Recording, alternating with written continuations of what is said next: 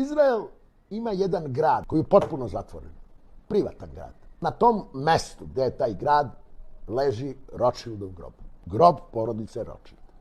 Taj se grad zove Cezario. Puno je zatvoren, gradonačelnik je privatan, sve privatno. I tu niko ne može da uđe bez dozvole. Znači, traži se lično dozvola od gradonačelnika da možeš da uđeš. U njemu je potpuno zabranjeno svako snimanje. Kamere, mobilni telefoni, sve se ostavlja napolju, možeš da se šetaš, piješ kafu, ali ne možeš ništa da snimiš. Zabranjeno. Za slučaj snimanja bivaš odmah uhapšen i izbačen. I oduzeto sve što si snimio. Ja nisam video da je Iran gađao Cezario. Ne pada im na pamet. Mogu da ga poravnaju sa raketom Koram Šahr, da ga poravnaju. Ne. Jok. To se ne dira. To su sve jedne velike proračunske igre u glavi raznoraznih međusobnih neprijatelja.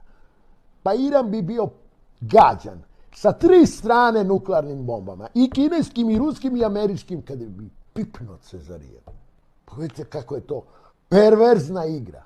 Niti Cezarion uopšte učestvuje u izraelskoj politici. Oni se uopšte ne bave Izrael. Oni su država u državi. Grad vladara.